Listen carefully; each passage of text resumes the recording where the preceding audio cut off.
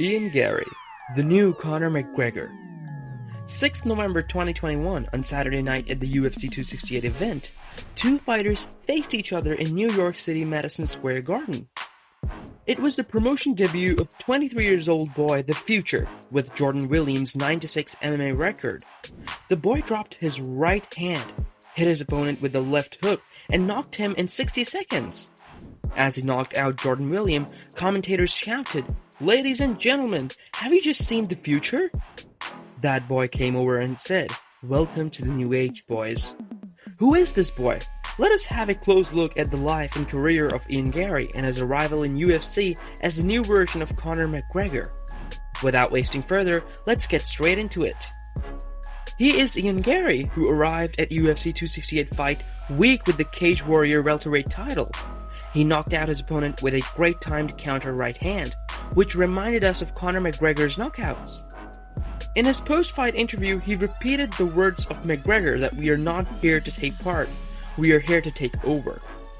Ian Garry is an Irish fighter who has passion for fighting, which came from his parents. He started as an MMA welterweight and made a 3-0 professional record. That was his immature career, and 2 count of his 3 wins had been finished until then. He explained that the reason I do fights is that I love it. I love the competition, I love testing myself and my skills, I love competing, and I love going in there with somebody and putting it to the rest.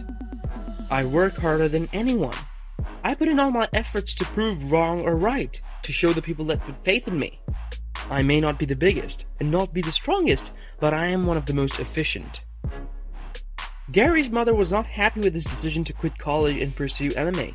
She wrote a letter to him and called his plan to pursue MMA stupid. She said that being next to Conor McGregor is not a plan. At the same time, Ian Garry was growing up with the dream of being a boxing champion. In 2013, when Conor McGregor knocked out his opponent in 67 seconds and became a UFC superstar, Garry followed the course of McGregor, and first he came through immature ranks and then Cage Warrior promotion. On his UFC 268 debut, Conor McGregor shared one of his videos. He was talking about how his mother opposed his decision and being a new Conor McGregor. And she said that being a new Conor McGregor is nothing. McGregor also recollected that his parents were also not happy with his decision to join MMA as a fighter, and they told him that he would not succeed as an MMA fighter, but Conor McGregor proved them wrong. Ian Garry started his immature debut under the welterweight Cage Warrior banner. His 6th professional fight was with Rostov Akhman. Garry finished the fight in 8 minutes with Rostov Akhman, who went 0-2 in UFC, and 15 minutes with Jack Matthews. After that fight, Garry faced a formidable opponent, Grant, 17-6, 2 times lightweight title challenger. The beginning of the fight was brilliant. Garry landed some jabs earlier in the first round, and later, he defended his back while attempting to shake Grant off. In this fight, Garry won by a unanimous decision and won the title of Cage Warrior welterweight champion. After his pro MMA career, he was getting too much attention. Young Dubliner said whenever he received an offer to compete in the Octagon, he would accept it at any point and would not miss the opportunity. He said he did not care about his records and he was sure not to be beaten by any fighter. He explained it did not matter how fast and slow his career was going. His goals are not specific to one division. Now he is on the top of the welterweight category, but he's determined to challenge a middleweight. His determination led his way to his UFC debut. On UFC 268 debut, Irishman was in front of Jordan Williams. Garry was out, landed 24-22 in total strikes. Williams took Garry against the fence and landed a more brutal shot on Garry. The fight was finished in the last second of the first round. However, Williams was dominant but could equalize his attempts. Williams threw a left hook, and Garry crashed his right hand on the jaw of American Williams. That was a brilliant knockout by Garry in his UFC debut, and he raised his hands. UFC 268 has created hype in November, and the young Irish star will be compared to UFC's biggest stars, fellow Irishman Conor McGregor. In the post-fight interview, Garry, in the style of McGregor, announced in front of the camera, "The future is here. There was an Irishman who took over the UFC. It's my time now." That hype was real. In his post-fight speech, he had a great respect for McGregor, and McGregor loved him too. Garry also mentioned the famous words of Conor that we are not here to take part, we are here to take over. and this is the takeover part 2. He said, "We just shocked the world. The Irish are back, baby. I have a lot to learn. I'm 23 years old. We're taking over the divisions." McGregor also loved his countryman and was watching Garry in the Octagon. He attributed him on Twitter, "You little Daisy N. The step back, backpaw all are ha ha ha. Just absolutely incredible." Ian responded to him and said, "My guy, you're my inspiration. Now there are 2 of us. Let's get on the card together, brother, and let the Irish take over wherever it may be." In his Octagon interview, Garry also mentioned McGregor. Both Irishmen can be compared because they have scored almost the same knockout. That knockout against William was the same as the knockout of Conor against Ivan Bokinger. Garry is happy in comparison with McGregor. He's very impressed with the biggest star who had changed the game by his sudden mod of tricks and increased fanbase of MMA. Both fighters belong to Ireland. 2 different people are on the same path. After UFC's debut, CONOR McGregor followed Garry on social media. Garry said about this, "I was buzzing the time when he followed me on social media after my pro debut. I was sitting there at the kitchen table. I had a broken hand and I asked my sister to cut my pancakes for me when a notification popped up on my phone. And she was like, 'Oh,' and I said, 'Yeah, I'm kind of a big deal now.'" At just 23, Garry got tremendous success and a future ahead of him. McGregor was 25 when he joined the show, as Garry joined UFC and said he is training with the world's best team. We expect further improvements in his game, so UFC must build his prelims before thrusting him into the main card slot. He has the stamina to take the mantle of Conor McGregor that is left behind him. That's why the UFC must build him sensibly. Garry has become a hype among the Irish fans after McGregor, and UFC are looking to break back into the Irish market. Garry, the Irishman, is hoping for the return of McGregor. He said that what he did in his UFC debut and his interviews was McGregor's great motivation. Garry's all hoping for the return of McGregor. After recovery from his injury, he would be part of the takeover too. According to him, if they both put on the same card, Ireland would explode. It was Garry's dream to be like Conor McGregor, and his dream came true.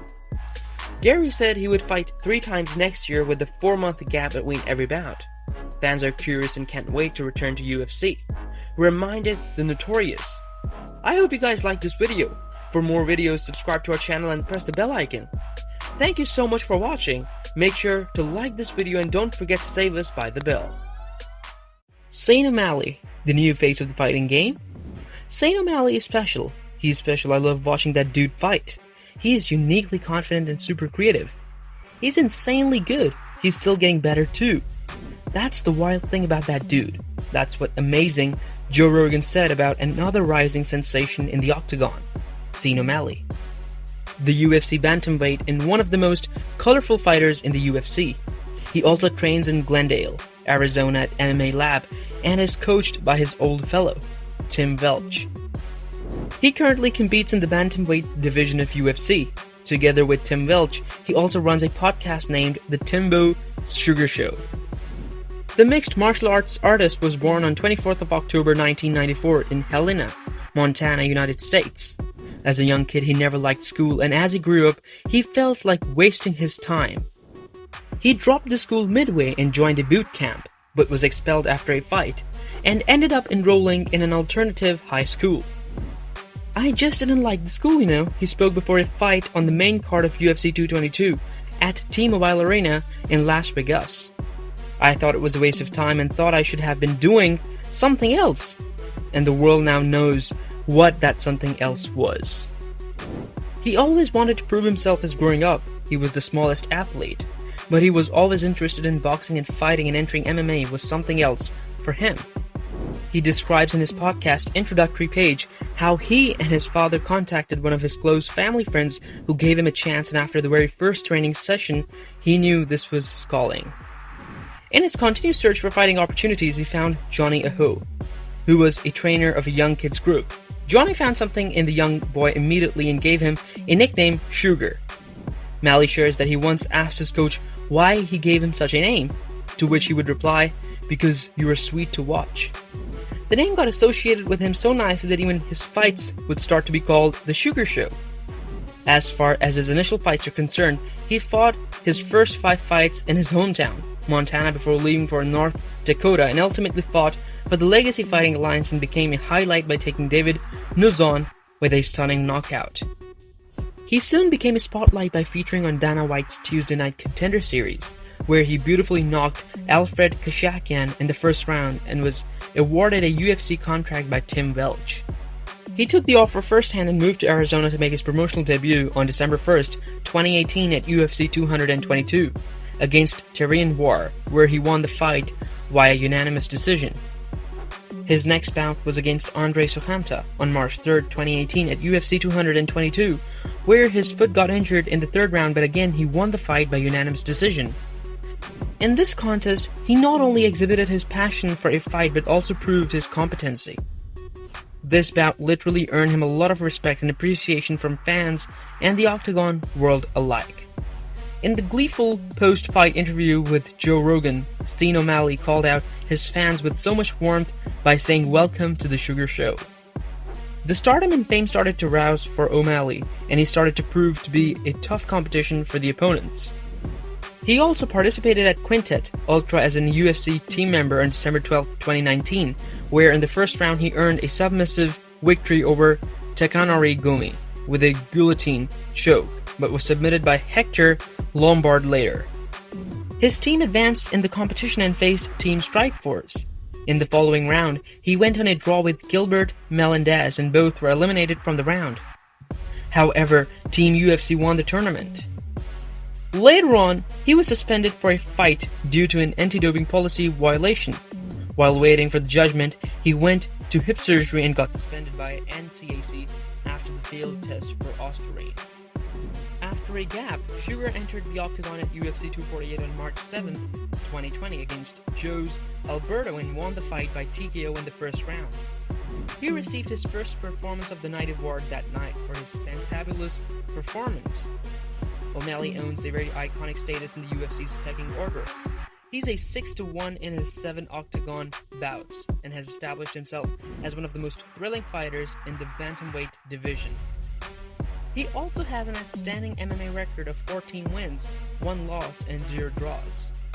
Sean O'Malley has made remarkable victories since he joined the UFC. One of his highest lasting victories in his knockout win over Thomas Almeida in UFC 260.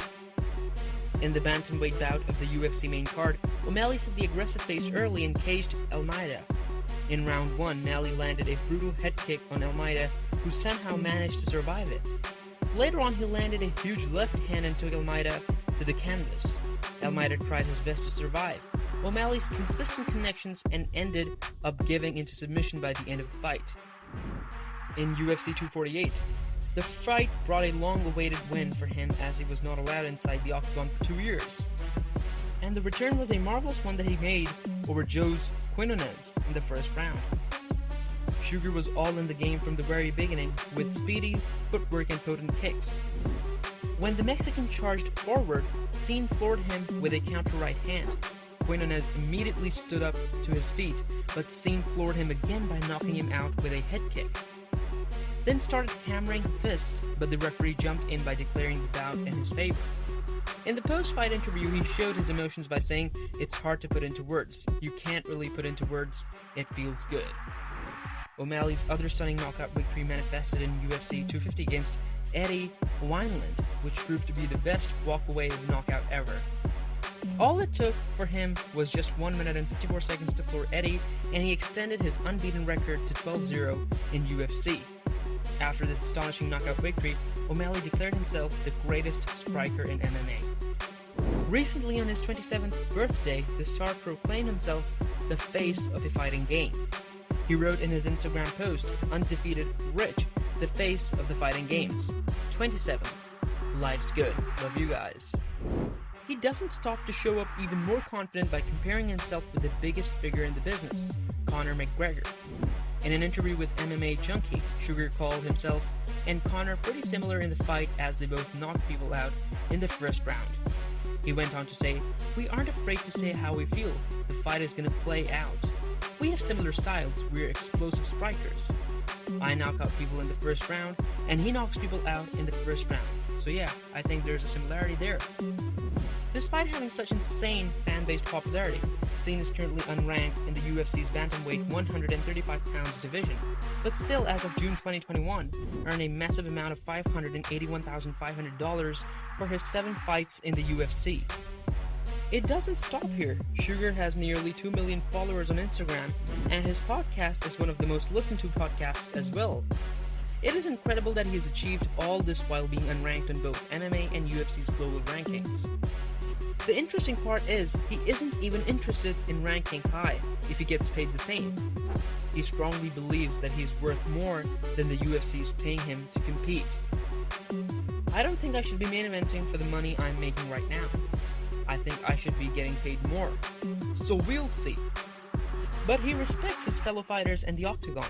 He once reacted to UFC's viral moments video ahead of UFC 264, aired on UFC's official channel on YouTube, where he openly expressed his love, respect, and affection to the fighters, press conferences, and some of the exciting bouts.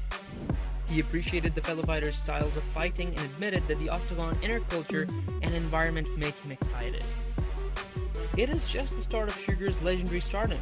He definitely has a long way to go, and we undoubtedly can expect so many contests from him in the future, as phenomenal as this UFC star himself. The truth is, it's just the start of his stardom. He has a long way to go. The journey is going to be as incredible as this phenomenal star himself. Thank you so much for watching. Make sure to like this video and don't forget to save us by the bell. Top 10 GOATs in MMA history. Who are the GOATs? Greatest of all time. In MMA history and at every weight division is a never-ending debate.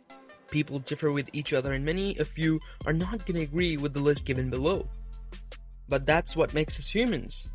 But there is no doubt that with passing time, the skill level and expertise of fighters have increased and more MMA fighters have emerged with each generation. Some of them are so great that history will never forget them. Fighters so prestigious that future fighters want to follow in their footsteps.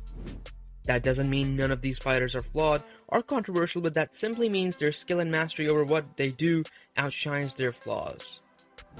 Number 10. BJ Penn. BJ Penn is the greatest lightweight of all time, as both a fighter and a pioneer in his division. He was a dominant champion at lightweight, and he set up the division for the long-term success it enjoys to this day. BJ Penn's first championship was against Matt Hughes in the middle of his incredibly dominant first championship era, and he did as a terrific underdog coming from 155 to 172. He then left the UFC to fight other competitions including a 225-pound Lyoto Machida and K1. When he returned, he challenged GSP and Matt Hughes again in a couple of losing bids and immediately began what is still perhaps the most impressive lightweight title streak today, beating rival and former champ Jens Pulver and dominating Joe Stevenson and Sean Sterk, Kenny Florian, and Diego Sanchez. As the 155-pound champ, who was also during this streak that he challenged George St. Pierre, again after he became the welterweight champion and one of the real and true super fights in the MMA history. Number 9. Randy Couture. Randy Couture's UFC record as a heavyweight is 10-4. In those wins are 3 championship belts, the UFC 13 heavyweight tournament victory, and 3 title defenses. All that is on top of his major contributions to the UFC brand. Randy can be called the true pioneer of the sport, being one of the first Olympic wrestlers of MMA whose introduction to the sport was winning the UFC 13 heavyweight tournament. He's a 3-time UFC heavyweight champion and 2 times light heavyweight champ. It's incredible that he accomplished so many of these things, especially past his 40s. It's amazing what Couture achieved and what he could have achieved if he started a little bit early. Number 8. Chuck Liddell. Chuck is the best LHW champion of UFC to date after he won against both Randy Couture and Tito Ortiz. However, like Ortiz at the end of their career, Chuck was horrible. So yeah, he's one of the most instrumental fighters in bringing the sport to become popular in the West. He earned wins over Jeff Monson, Pele, Kevin Randleman, Guy Metzger, Mariela Bustamante, Vitor Belfort, and Tito Ortiz twice. His streak as the light heavyweight champion is one of the very best and a result of his victories and rivalries. He earns the top position as one of the elites in MMA history. Number 7. Wanderlei Silva. From 1999 to 2005, Silva's dominance and pride was so amazing in MMA that we have never seen a thing like this. While he's 3-7 over his last 10 fights, he has fought a LHW 4 times during that stretch. This ultimately leaves him with an amazing resume of 205 pounds, which is enough to place him as the top light heavyweight of all time. He holds a 20 unbeaten streak in pride. He won the 2003 middleweight tournament, one that Little had entered and was eliminated by Rampage Jackson. In that same tournament, he knocked out Jackson and did it again at Pride 28, and it was considered the fight of the year. He was knocked out brutally near the fall of Pride by Crow Cop and Dan Henderson. He still fights today incredibly. Number 6. Demetrius Johnson. Demetrius, Mighty Mouse, Johnson is the clear GOAT of the flyweight division. DJ holds an impressive record of 30-3. He was victorious in 11 straight title defenses of the 125-pound belt, which remains the record for the UFC. He holds the title for the most consecutive title defenses at an astonishing 11 in total, with unbeaten fighter flyweight back-to-back. Now, Johnson was hurt by the fact that he lost to Dominic Cruz in his quest to become the champion at 135 pounds, and the longest win streak of his career was 13, which was fairly average compared to other fighters on the list. However, Johnson is an active fighter, as he's currently competing for one championship.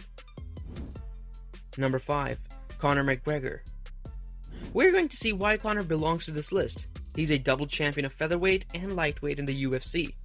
He is ranked 9 in the lightweight rankings of UFC. In MMA history, he is the biggest pay-per-view attraction. McGregor is left-handed and is often called the striker. He also has the achievement of holding 2 titles simultaneously. He had his 18 out of 21 victories of his career by knockouts, which also makes him one of the 7 fighters in UFC who have earned more than 5 knockouts consecutively. Another thing which distinguishes McGregor from his opponents is he won in 3 different weight classes. Although McGregor has won featherweight and lightweight titles, he has never been able to defend a championship successfully in the UFC. Number 4. Fedor Emelianenko. Fedor is a heavyweight legend who never fought in the UFC but is still renowned around the world for his fierce knockout power. Fedor is one of the most recognizable names in all of MMA, and for good reasons. The Russian has won 39 fights, began his career back in 2000, won the Pride heavyweight title, and did not lose from April 2001 to November 2009.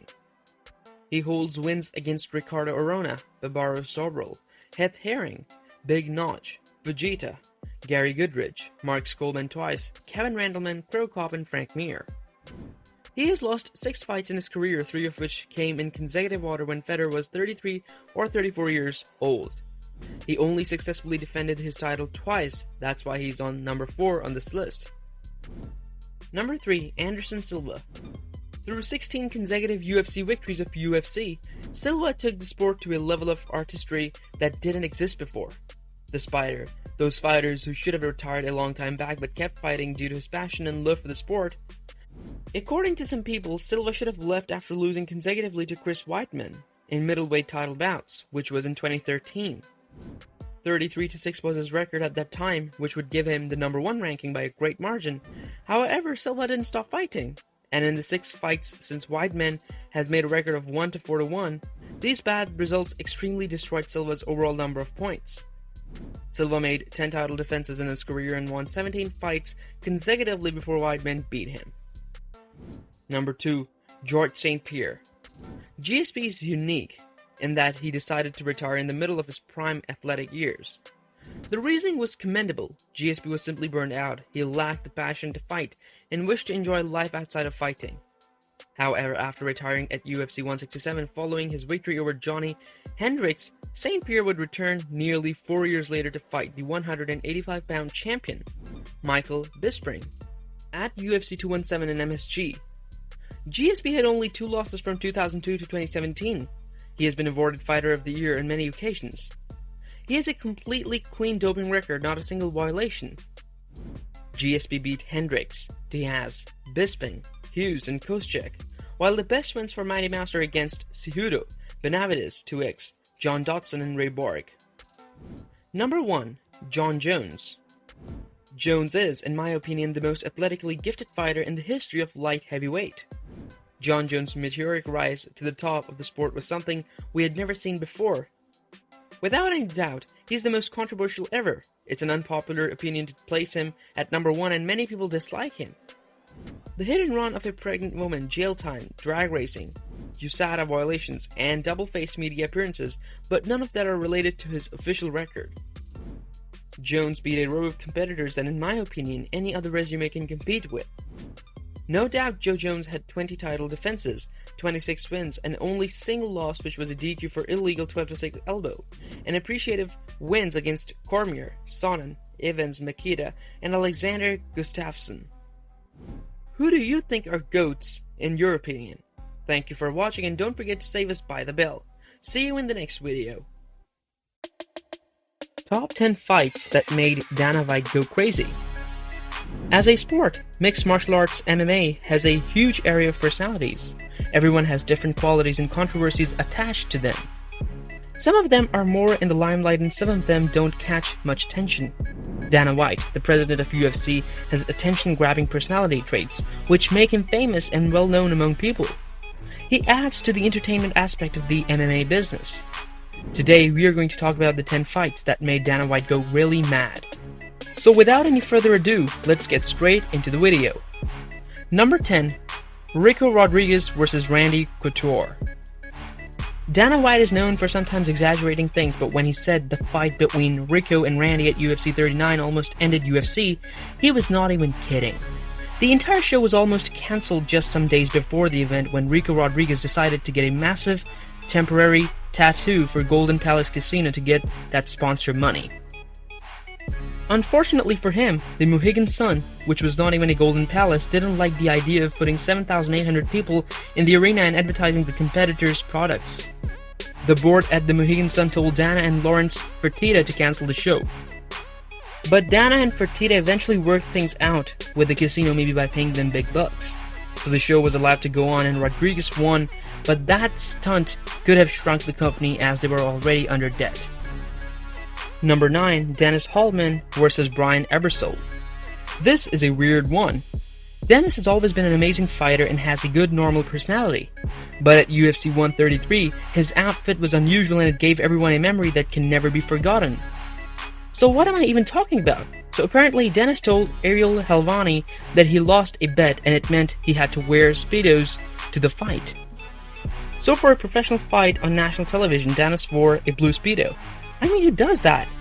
Social media, the commentary team, and everyone watching had something to say. Dana White wanted to get those Speedos off screen as soon as possible, so he awarded Brian Ebersole, Dennis's opponent, $70,000 for finishing the fight in the first round. He paid him the bonus after the fight. Later on in an interview, Dana said that he was furious that UFC staff and Hellman's own corner would allow him with such little clothing. He said it embarrassed him as a UFC president and it was horrible. Number 8. Tito Ortiz vs. Forrest Griffin. Dana White is not a fan of tomfoolery, especially on his broadcasts.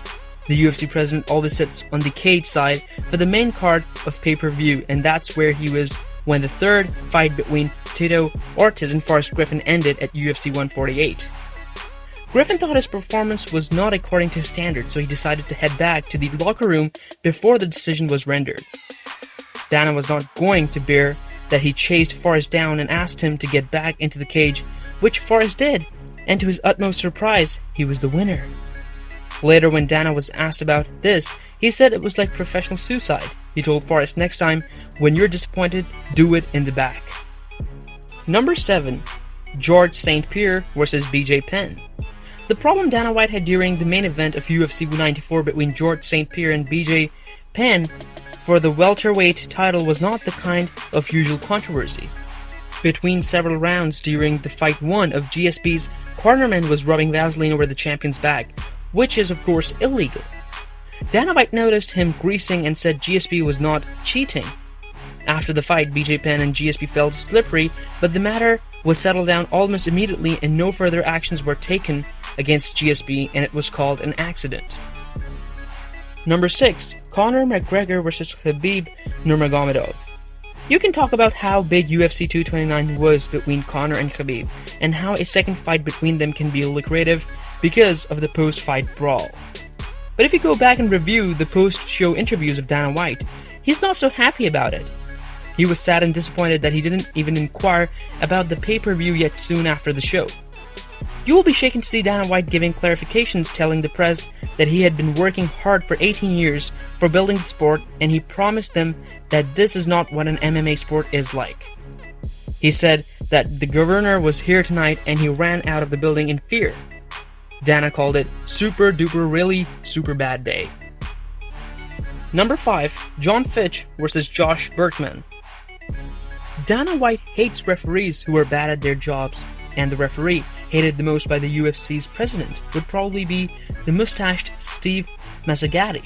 He has a history of screwing things up badly while refereeing in the UFC, and by mid-2013, White was done with it, and he almost buried Mazzagatti at a press conference over a fight that didn't even take place in his organization. So what happened is Josh Berkman choked out John Fitch at World Series of Fighting 3, and Josh stood up and started celebrating, while Mazzagatti stood there like a statue not doing anything until Fitch was like an unmoving, non-living thing. Later, Dana White pulled his classic one-liners and unleashed his angers on Mazzagatti for almost 10 minutes. He said he doesn't even know Mazzagatti, so he has nothing personal against him. White said Mazzagatti shouldn't even be allowed to watch MMA on TV, let alone be a referee. He called Mazzagatti dangerous, and his anger was effective in that later that year, Mazzagatti would referee his last ever UFC event, and 2 years later be pulled from working major shows. Number 4, Kimbo Slice vs. Seth Petrozelli. In 2008, MMA was steaming hot and everyone was trying to get in on the action, including CBS and their partner promotion Elite XC.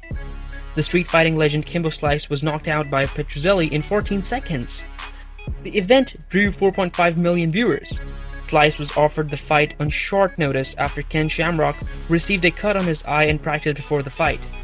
Petrozelli after the fight claimed that the promoters told him not to take Kimbo down for some time. Seth took his words back after some time, explaining he didn't mean that. It was not many days after when Dan came on YouTube absolutely roasting Elite XC and Kimbo Slice. Dana White in an interview said how UFC was trying to make the sport legitimate and these illegal activities were destroying that, and these people don't care if they destroy the whole sport. Number 3, George St. Pierre vs. Johnny Hendricks. You can see the fire coming out of Dana White after UFC 167. You could see he was about to blast from anger. The Las Vegas card ended in controversy when the welterweight title fight between GSP and George Hendricks resulted in a split decision win for the champ. A shocking result for many viewers, including the UFC president, who thought it was a straight and clear win for the challenger, and cherry on top, GSP almost half retired during his post-fight interview with Joe Rogan. White was furious and called the fight the worst commission on the planet in an interview. He said the governor should step in immediately before these guys actually destroy the sport. Number 2, Anderson Silva vs. Demian Maia. Dana said it was his lowest moment as the president at UFC 112. He said he was embarrassed and disgraced. The card marked the promotion's first ever trip to Abu Dhabi, and in the company's never-ending quest for world domination, there were key partners in the region to be had if the UFC could impress. So this card was stacked up to world title fights and the most unique and inspiring champion the sport had ever seen, headlining Anderson Silva, who decided to have a fight with Demian Maia after playing with his food a bit more than usual in the first 2 rounds. The Spider did nothing in the final 3. The crowd booed and chanted for Maia. Dana left the fight early and called Silva's performance a disgrace. Number 1, Chuck Liddell vs. Tito Ortiz. This hit Dana in 3 different ways. 1, he hates Golden Boy promoter Oscar De La Hoya. 2, Dana and Tina have a long history of pissing each other off. 3, his good friend Chuck Liddell was wheeled out an 8-year-old retirement only to be code aggressively. On top of that, De La Hoya and Ortiz came out firing at White about his business practices before the event. Oscar said in an interview that I'm working hard to build my business and take care of his fighters. The third fight between Chuck and Tito was enough to light up Dana White. He said Chuck Liddell was making $400,000 a year from the UFC and he made $250,000 to fight for Oscar. Dana went after the commission that allowed the fight an Oscar on many occasions. Thank you for watching. Make sure to save us by the bell. See you in the next video. Old McGregor versus new McGregor. What happened? We're going to know some weird things about CONOR McGregor, the Notorious, in today's video. We've gathered all the information about the old versus new McGregor. You don't have to watch any other video of McGregor after this. We're about to analyze some things including McGregor's old versus new tweets and him being little rich weirdo. So watch the video till the end to see McGregor as you have never seen before. So let us talk about the psychological analysis of old versus new McGregor. McGregor in the video said, "I want to say back to who I was but. I am even better than who I was. Everyone say we miss the old CONOR, the 2016 CONOR, or the 2015 CONOR, whatever it was."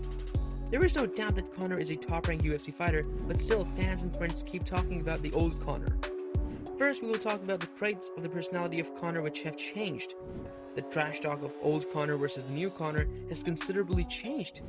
For example, the old CONOR's trash talk was full of jokes, directed to the person he was talking to, full of entertainment and off the cuff. But the new CONOR's trash talk is not the same, as it is not specific and you can literally replace someone's name and use his trash talk for anyone. In other words, it is bland.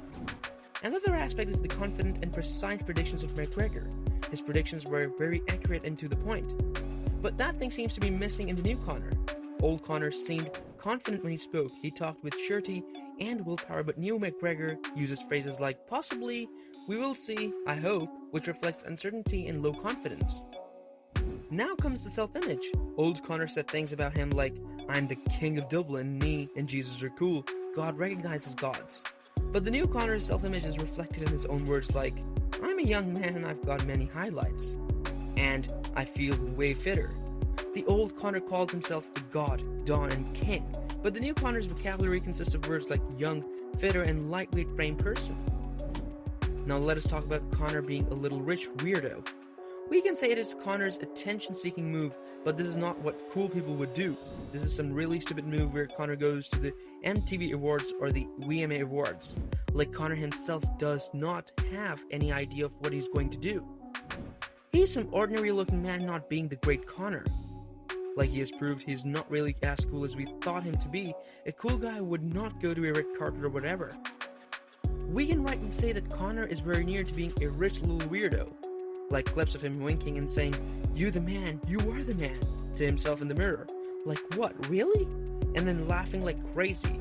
And then he said, I've lost my mind going into this game, like Vincent Van Gogh.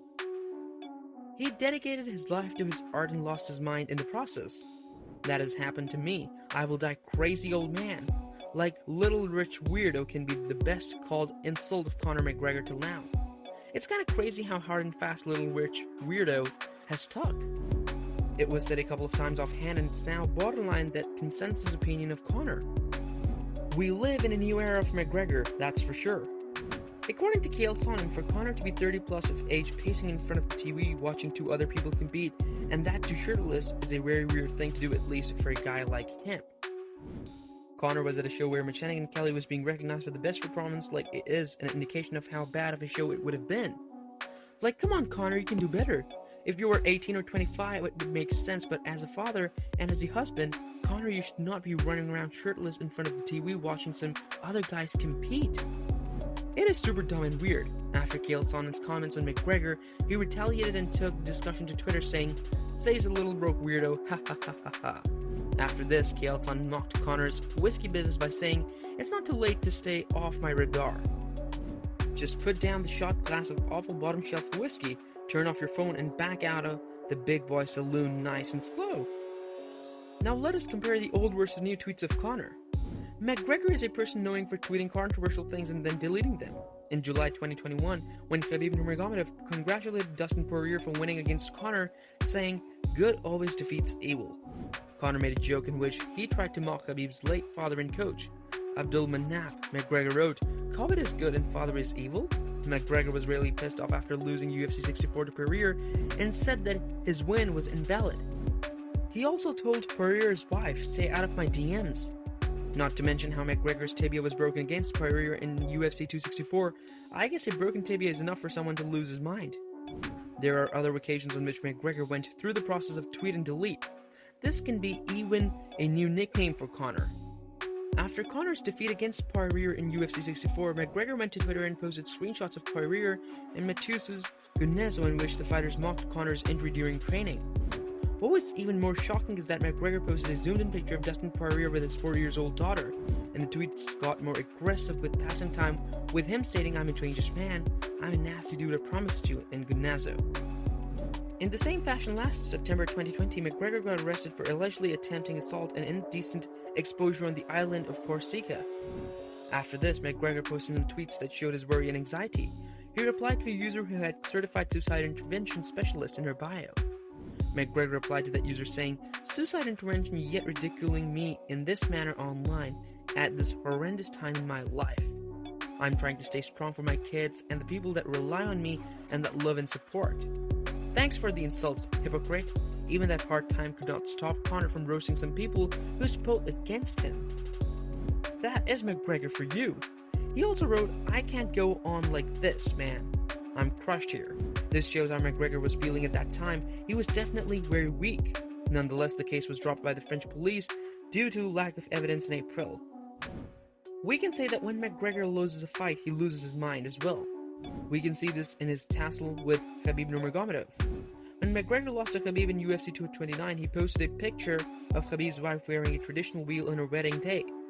McGregor mocked Khabib's wife, saying, "Your wife is a towel mate," but McGregor has not done yet. After this tweet, he wrote another one saying, "Plot twist, a goat under that towel." Khabib's manager Ali Abdelaziz had to say something as well. He wrote talking, "This guy is insulting someone's wife and making fun of her religion and belief. He doesn't realize he's insulting 1.5 billion Muslims. Religion and family are a no-to-no."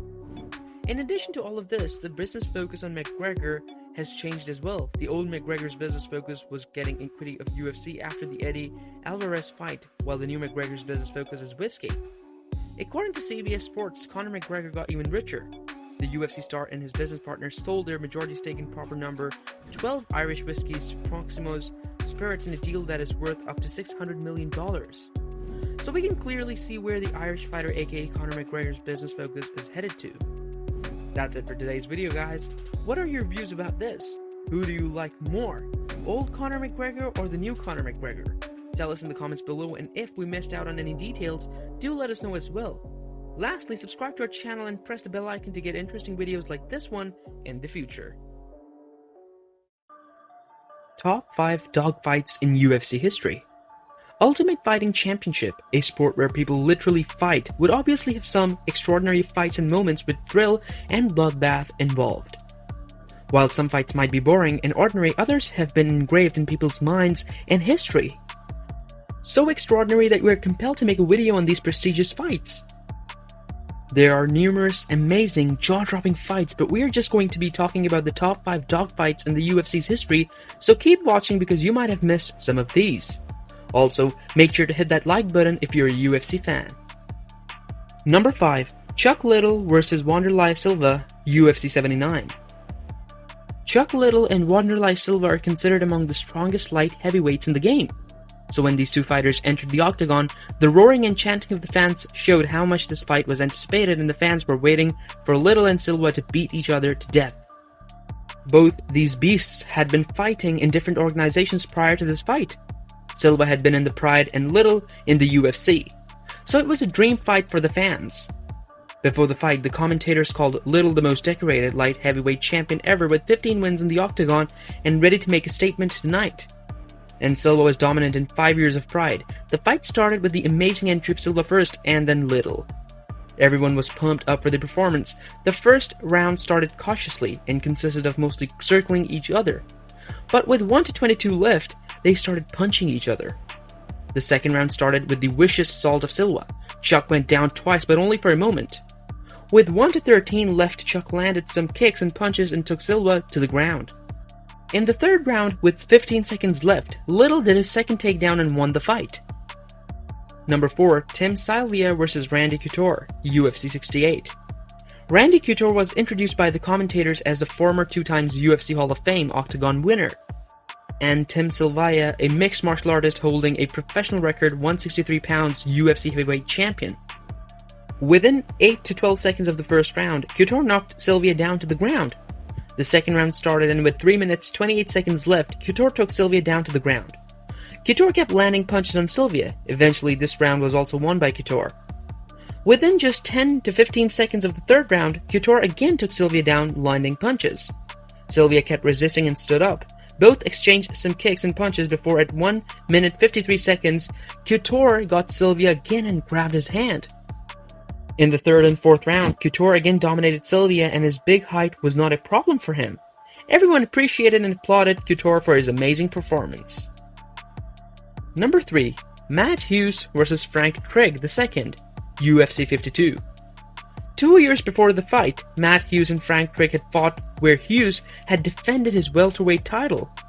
So you can already guess that it was a tense situation between the two fighters. Dana White, the president of UFC, said in an interview that it was his favorite fight of all time. He said Hughes hates this guy. Before the fight started, they were standing so close that their faces were touching. They were separated by the referee, and then it started.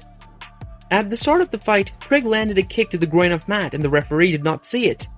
While Trigg already knew he did an illegal blow, he took advantage of this and still attacked Matt. Matt gets a rear choke. The fight seems like it is over, but to everyone's surprise, Matt gets up off the ground, picks Trigg over his head on his shoulder, and runs the entire length of the octagon. After throwing several blows, Matt choked Trigg and won the fight. There is no doubt why this was the most favorite fight of Dana White.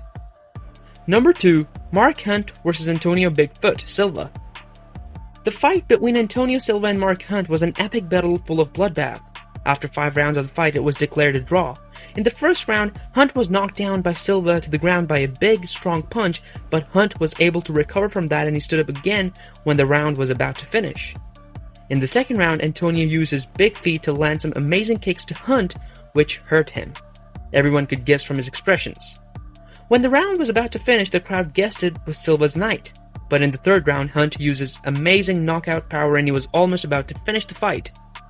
The audience was really shocked when in the fourth round, Hunt took down Silva. Silva attempted an armbar, but still Hunt remained dominant. Antonio Silva finally used the Super Simone and landed amazing kicks and punches, but Hunt held out until the bell. At the beginning of the fifth round, both fighters showed a great example of sportsmanship when they hugged in the middle of the ring, indicating the respect each warrior had for the other. After several takedown attempts, kicks, punches, and elbows, the fight was declared a draw with the arms of both fighters raised. A bonus of $50,000 and Fight of the Night was received by each fighter, and everyone had respect for the determination and strength of both fighters. Number 1. Rory McDonald vs. Robbie Lawler, UFC 189. You're not a true champion until you defend. Matt Hughes said this, and it was proven by Robbie Lawler when he took Rory down for the second time in his career in UFC 189. The first round started with both fighters trying to close the distance. Rory was very good at closing distance and then getting away. Lawler wasn't doing much to close the distance. The first round just passed with both guys measuring each other and looking for an opening. There was a strong inside kick by Robbie. Second round started with throwing kicks and punches at each other. McDonald landed some punches and kicks at Lawler at first, but then Lawler started blocking it. Robbie started getting more aggressive to pay Rory back. There was a big left hand by Robbie, and he was having control by the end of the round. Lawler tried to take down Rory, and there was a beautiful sprawl by Lawler, but Rory recovered and there was blood all over his face. He was bleeding from several cuts. McDonald landed a strong head kick and then a knee elbow. Robbie seemed to be in trouble. McDonald kept throwing elbows and the round was about to end. In the fourth round, Rory kept landing head kicks and punches to Lawler, which were answered by combinations from Lawler. Robbie's face was full of blood. At 4 minutes 4 seconds of the final round, Robbie went for the knockout and he got it, and won by TKO. He punched McDonald on his nose, and he couldn't take it and fell to the canvas. Lawler successfully defended his welterweight champion title. So, have you seen any of these legendary fights before, and did you notice anything new? Tell us in the comments below. Also, which other fights do you think should have been on this list? If you have better picks, do let us know. Thank you so much for watching. Make sure to like this video and don't forget to save us by the bell. Top 10 GOATs in MMA history. Who are the GOATs? Greatest of all time. In MMA history and at every weight division is a never-ending debate. People differ with each other and many of you are not gonna agree with the list given below. But that's what makes us humans. But there is no doubt that with passing time, the skill level and expertise of fighters have increased and more MMA fighters have emerged with each generation. Some of them are so great that history will never forget them. Fighters so prestigious that future fighters want to follow in their footsteps. That doesn't mean none of these fighters are flawed or controversial, but that simply means their skill and mastery over what they do outshines their flaws. Number 10. BJ Penn. BJ Penn is the greatest lightweight of all time, as both a fighter and a pioneer in his division. He was a dominant champion at lightweight, and he set up the division for the long-term success it enjoys to this day. BJ Penn's first championship was against Matt Hughes in the middle of his incredibly dominant first championship era, and he did as a terrific underdog coming from 155 to 172. He then left the UFC to fight other competitions including a 225-pound Lyoto Machida and K1. When he returned, he challenged GSP and Matt Hughes again and a couple of losing bids and immediately began what is still perhaps the most impressive lightweight title streak today, beating rival and former champ Jens Pulver and dominating Joe Stevenson and Sean Sirk, Kenny Florian, and Diego Sanchez as the 155-pound champ, who was also during this streak that he challenged George St. Pierre again after he became the welterweight champion and one of the real and true super fights in the MMA history. Number 9. Randy Couture. Randy Couture's UFC record as a heavyweight is 10-4. In those wins are 3 championship belts, the UFC 13 heavyweight tournament victory, and 3 title defenses. All that is on top of his major contributions to the UFC brand. Randy can be called the true pioneer of the sport, being one of the first Olympic wrestlers of MMA whose introduction to the sport was winning the UFC 13 heavyweight tournament. He's a 3-time UFC heavyweight champion and 2 times light heavyweight champ. It's incredible that he accomplished so many of these things, especially past his 40s. It's amazing what Couture achieved and what he could have achieved if he started a little bit early. Number 8. Chuck Liddell. Chuck is the best LHW champion of UFC to date after he won against both Randy Couture and Tito Ortiz. However, like Ortiz at the end of their career, Chuck was horrible. So yeah, he's one of the most instrumental fighters in bringing the sport to become popular in the West. He earned wins over Jeff Monson, Pele, Kevin Randleman, Guy Metzger, Mariela Bustamante, Vitor Belfort, and Tito Ortiz twice. His streak as the light heavyweight champion is one of the very best and a result of his victories and rivalries. He earns the top position as one of the elites in MMA history. Number 7. Wanderlei Silva. From 1999 to 2005, Silva's dominance and pride was so amazing in MMA that we have never seen a thing like this. While he's 3-7 over his last 10 fights, he has fought a LHW 4 times during that stretch. This ultimately leaves him with an amazing resume of 205 pounds, which is enough to place him as the top light heavyweight of all time. He holds a 20 unbeaten streak in pride. He won the 2003 middleweight tournament, one that Liddell had entered and was eliminated by Rampage Jackson. In that same tournament, he knocked out Jackson and did it again at Pride 28, and it was considered the fight of the year. He was knocked out brutally near the fall of Pride by Crow Cop and Dan Henderson. He still fights today incredibly. Number 6. Demetrius Johnson. Demetrius, Mighty Mouse, Johnson is the clear GOAT of the flyweight division. DJ holds an impressive record of 30-3. He was victorious in 11 straight title defenses of the 125-pound belt, which remains the record for the UFC. He holds the title for the most consecutive title defenses at an astonishing 11 in total, with unbeaten fighter flyweight back-to-back. Now, Johnson was hurt by the fact that he lost to Dominic Cruz in his quest to become the champion at 135 pounds, and the longest win streak of his career was 13, which was fairly average compared to other fighters on the list. However, Johnson is an active fighter, as he's currently competing for 1 championship. Number 5. CONOR McGregor. We're going to see why CONOR belongs to this list. He's a double champion of featherweight and lightweight in the UFC. He is ranked 9 in the lightweight rankings of UFC. In MMA history, he is the biggest pay-per-view attraction. McGregor is left-handed and is often called the striker. He also has the achievement of holding 2 titles simultaneously. He had his 18 out of 21 victories of his career by knockouts, which also makes him one of the 7 fighters in UFC who have earned more than 5 knockouts consecutively. Another thing which distinguishes McGregor from his opponents is he won in 3 different weight classes. Although McGregor has won featherweight and lightweight titles, he has never been able to defend a championship successfully in the UFC. Number 4. Fedor Emelianenko. Fedor is a heavyweight legend who never fought in the UFC but is still renowned around the world for his fierce knockout power. Fedor is one of the most recognizable names in all of MMA, and for good reasons.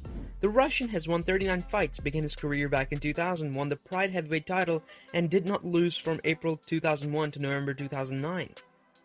He holds wins against Ricardo Arona, Barbaro Sobral, Heath Herring, Big Notch, Vegeta, Gary Goodridge, Mark Skolman twice, Kevin Randleman, Crow Cop, and Frank Mir.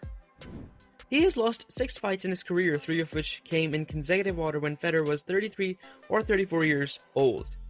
He only successfully defended his title twice, that's why he's on number 4 on this list. Number 3. Anderson Silva. Through 16 consecutive UFC victories of UFC, Silva took the sport to a level of artistry that didn't exist before. The Spider, those fighters who should have retired a long time back but kept fighting due to his passion and love for the sport. According to some people, Silva should have left after losing consecutively to Chris Weidman in middleweight title bouts, which was in 2013. 33-6 was his record at that time, which would give him the number 1 ranking by a great margin. However, Silva didn't stop fighting, and in the 6 fights since Weidman has made a record of 1-4-1, these bad results extremely destroyed Silva's overall number of points. Silva made 10 title defenses in his career and won 17 fights consecutively before Weidman beat him. Number 2. George St. Pierre. GSP is unique in that he decided to retire in the middle of his prime athletic years. The reasoning was commendable. GSP was simply burned out, he lacked the passion to fight, and wished to enjoy life outside of fighting. However, after retiring at UFC 167 following his victory over Johnny Hendricks, St. Pierre would return nearly 4 years later to fight the 185-pound champion, Michael Bisping, at UFC 217 in MSG. GSP had only 2 losses from 2002 to 2017. He has been awarded Fighter of the Year on many occasions. He has a completely clean doping record, not a single violation. GSP beat Hendricks, Diaz, Bisping, Hughes, and Koscheck, while the best wins for Mighty Mouse are against Cejudo, Benavides, 2X, John Dodson, and Ray Borg. Number 1. John Jones. Jones is, in my opinion, the most athletically gifted fighter in the history of light heavyweight. John Jones' meteoric rise to the top of the sport was something we had never seen before. Without any doubt, he's the most controversial ever. It's an unpopular opinion to place him at number 1 and many people dislike him. The hit and run of a pregnant woman, jail time, drag racing, USADA violations, and double-faced media appearances, but none of that are related to his official record. Jones beat a row of competitors that, in my opinion, any other resume can compete with. No doubt Joe Jones had 20 title defenses, 26 wins, and only single loss, which was a DQ for illegal 12-6 elbow, and appreciative wins against Cormier, Sonnen, Evans, Makita, and Alexander Gustafsson. Who do you think are GOATs in your opinion? Thank you for watching, and don't forget to save us by the bell. See you in the next video. Biggest rivalries of UFC history. Rivalries in UFC history are famous enough as they gave a chance of fighters to knock out the competitor and keep the combat sports running. Whether it is basketball, football, and any other, every sport has rivalries and defines the era. UFC is not different from all, and it is the home to big rivalries. 2 fighters entered the Octagon, but one emerges victorious. Rivalry gives potential and motivation to fight with his opponent. Fighting is itself the craziest thing, and if this fight is with your rivalry, and there is hate behind it, I think it must be cool. In the UFC, many rivalries come and go, but some have stood out. These rivalries have taken the fame of UFC to a great height. Now it is time to reveal the great rivalries of UFC. Comment below your favorite rivalries of UFC, so let's go straight into it. Conor McGregor vs Nate Diaz. Some of the rivalries in UFC are of long duration, and some have more significance. The intensity of that encounter in the cage is worth watching. Both fighters exchanged heated Twitter remarks. In Twitter remarks, Diaz pointed towards the broken leg of Conor that he suffered during the last fight with Dustin Poirier. The first fight between them was in 2016. Conor McGregor is the most famous fighter and athlete with a 12-0 record. But in the first fight with Nate, he lost the battle with submission in the second round. This caused a stir among sports media and Nate Diaz became a superstar. When the second fight happened after 5 years, it was a hyped fight. In this fight, Conor took back the crown of best fighter and back in the win column. That was the most watched pay-per-view fight ever passed by McGregor vs Khabib Nurmagomedov. This rivalry showed the furious fight, the most media exposure and much more significance. Daniel Cormier vs John Jones. Combat sports is an excellent opportunity for rivals to settle their beef by punching each other's face to choke out each other. The beef history between them is so messy. Throughout the years, there were countless insults, physical altercation, and a big kick to the head. Both were unbeaten when they were in the Octagon, and their lousy blood intensified the match. They met each other in UFC 182 for the first time, and DC had to face a loss in his career against Jones. They completed 5 rounds of the fight. Both gave everything in the fight that they had, but due to the outclassed performance of Jones, he dominated the entire fight. Their rematch was ever fierce, and the contest was thrilling. Cormier looked promising, but the head kick in round 3 made him unconscious, and he tripped to the ground. Jones again had won the fight. DC is retired now, and announced that there would be no third fight between them. Chuck Liddell vs Tito Ortiz. Chuck Liddell and Tito Ortiz came up together in the MMA scene. They were friends and had avoided a fight for a long time. But after they had their first fight in 2004, both were the biggest stars of MMA. Liddell was an expert in knocking out everyone. On the other hand, it was a wrestler who never finished. Both were too much opposite, even to their attires. Liddell, the Iceman, always wore icicle graphics on his shorts, while Ortiz, the Fireman, wore shorts with fireflame graphics. In the first match, Little Iceman blew a heavy punch on Tito, and Tito had to finish for the first time. Their second fight was in 2006 for the title. Little became champion and his defense title was against Ortiz. Their third fight was in November 2018 under Golden Bay MMA banner. Finally, they got the chance to knock out the middle in the first round and took his revenge. Khabib Nurmagomedov vs Conor McGregor. Khabib and Conor had been the fiercest rivals in UFC history. There have been other on-court rivalries in UFC history, but not to the extent of physical harm of the court. Long ago, they were friends and used to exchange admiration on Twitter. These rivalries started when McGregor moved to the lightweight division. Before this, he was in the featherweight division, and after beating Jose Aldo at UFC 194, he decided to move to the lightweight division. During that, their first altercation backstage happened. In 2018, when Khabib and his teammates confronted Artem Lobov, the friend and training mate of McGregor, after just 2 days of that, an incident emerged, which is a black mark in the UFC history. McGregor and his teammates attacked the bus which carried Khabib and other fighters. McGregor threw a metal trolley on the window of the bus, and the glass broke down. As a result, 2 fighters got injured. That was the most disgusting event in UFC ever. McGregor was charged and warned. Later that year, both faced each other at UFC 229 for the lightweight championship. That was the most intense fight ever. Khabib beat Conor via submission. Meanwhile, Khabib jumped out of the cage and went straight to Daniel Danis, the teammate and supporter of McGregor. He had been verbally attacked by Khabib and he brutally attacked him. Other teammates of Khabib jumped into the cage and hit McGregor. This was the nastiest situation and a lot of security guards were needed to shut down the feud. Later on, Khabib announced his retirement after his fight with Justin, and no other fight could be scheduled between them. Anderson Silva vs Chael Sonnen.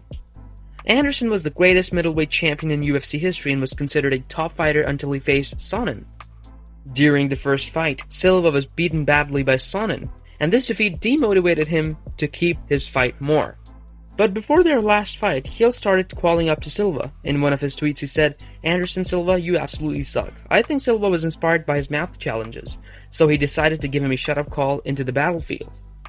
He was tired of defeats in the fight, so when he spoke out, the threats were harsh. Silva realized now he had another opponent and found an enemy. The second fight between them was so crazy that you would really enjoy it. KL threw the worst snipping back fist and finished in second. Frank Mir vs. Brock Lesnar. Brock Lesnar from WWE heavyweight fighter signed with UFC and brought a huge fan base to UFC.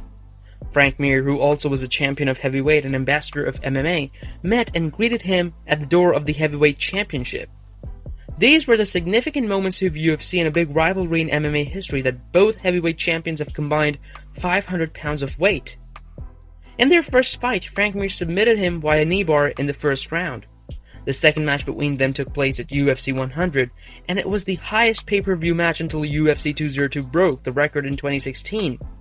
Their rivalry became popular, and Lesnar defeated Mir via TKO in the second round to silence the haters. After the retirement of Lesnar and the downward career of Mir, a rematch could not be possible. But if the stars came in a cage, it would be the biggest fight. So friends, that were the biggest rivalries of UFC history. Thank you so much for watching. Make sure to like this video and don't forget to save us by the bell.